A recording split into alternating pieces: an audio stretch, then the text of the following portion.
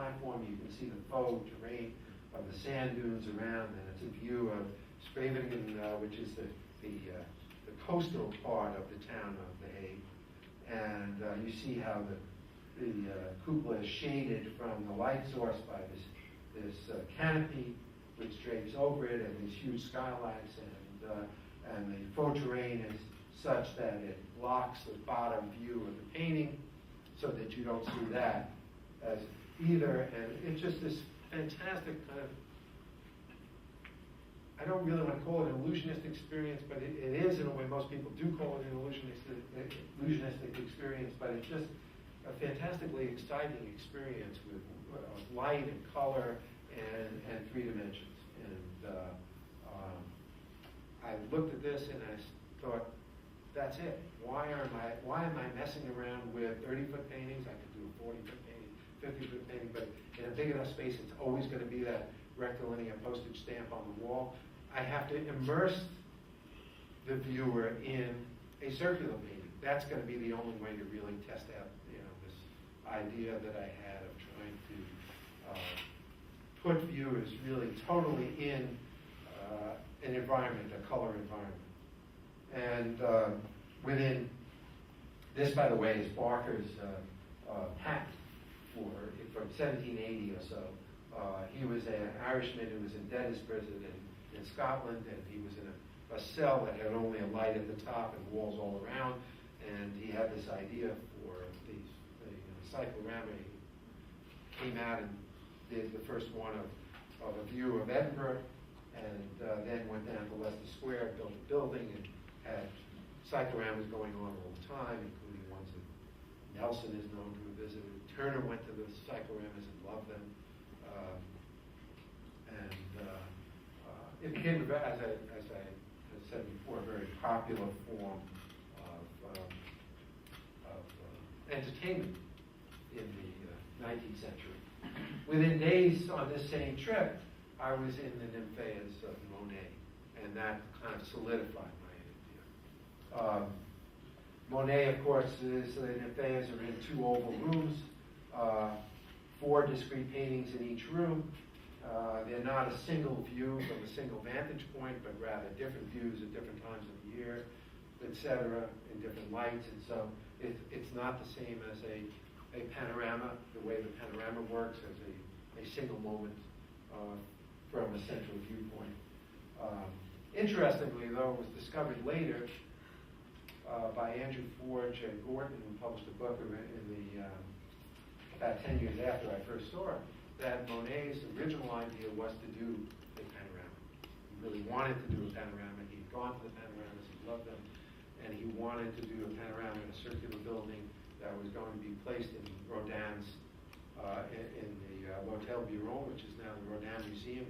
He revered Rodin, and he wanted his panorama in the garden of that Rodin Museum. But the state was not interested in doing that, and his champion, Clemenceau, who was the president, eventually got the state architects after World War I. This was a gift to the state of the great victory by Monet to the French state, and they built these 2 oval-shaped rooms in the Orangerie, which have recently been restored and are terrific to visit. And of course, Monet actually never saw the final installation. But this solidified my idea that I had to do this cyclorama idea, this total immersion. I then went down, of course, to Gettysburg. This is a recent view of the newly restored and new building for the Gettysburg cyclorama. When I first saw it in that period in the 80s, it was still in the Neutscher building, and it wasn't displayed at all as a proper panorama. I then went down to Epcot. Probably a lot of you are familiar with Epcot. It's sort of 360-degree films that Disney had developed, and they're a fantastic experience. I don't know how many of you have ever done that. There's some in Disneyland. I always forget which is Disneyland and which is Disney World. But I'm talking about the one in Florida. And the Epcot Center, which had the series of circular movie film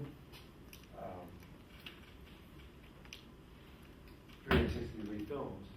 It was actually an idea that was first displayed in the Paris Exposition of 1900. And essentially similar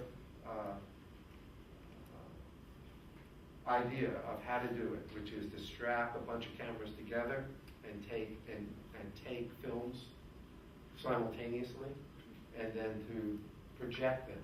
In Paris in 1900, their idea that the camera and the projector was the same instrument, and so they then projected it out around. Here you can see that what they do is they then take each film and project it from a point in between to an opposite screen on the other side, and that's how they make the full 360-degree view.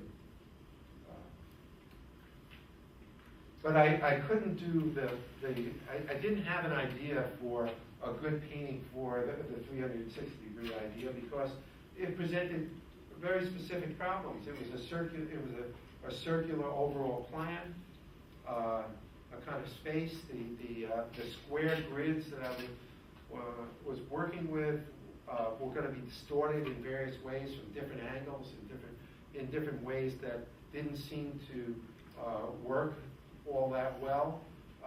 If you've ever visited a cyclorama, you know that also the surface gets a kind of torus shape to it. That is, maybe you noticed that in my cyclorama, that the center of it bulges out when you stretch it. And so it's sort of like the inside of a donut. And all cycloramas do that, so that whether you're looking at Gettysburg or you're looking at Waterloo or you're looking at the Mestag one, if you get close enough, you'll see that there's tremendous bow out, and that's the nature of canvas being stretched in a circle. And so I had to deal with all of these issues, and I came up with, I sort of serendipitously found a way to do this by, when I was working on the other paintings, the grid paintings, I had various size grids, as you saw, and I had drawn one incorrectly, and then had to draw over it another grid of 1 unit more. And I discovered this pattern, which is 2 grids out of phase from each other. I discovered it myself, I should say. I'm sure people have discovered this pattern of forms before, too. But I realized that it was a perfect solution to what I wanted to do. And here you see that what it results is in a continuous changing size and shape element that is the basic unit and pattern that you see at play in the paintings in the exhibition. This is the basic first painting that was done, which employs 8 colors, and so you see that there's a violet in the upper left, a yellow in the lower right, blue, green, red, orange, and then in between colors starting in the middle and working towards gray in the center. And so that there's this continuous change of size and shape. Perhaps that's more apparent if you saw this drawing in the show, but in other words, this is one grid overlapping another grid where the blue grid has 1 unit more in each direction than the red grid. And that creates this sequence of sizes and shapes. And I realized also, here's a detail of that painting. Maybe that makes it a little bit more obvious. I then did a larger painting to test out the ideas. This was 22.5 feet long and 90 inches high, so it's actually the same size as one panel in the cyclorama, but it goes from black to white and through the grayscale in the middle and red orange at the top and blue green at the bottom. So there's 15 colors, I think it is, involved there. And that was my first test at this scale of work.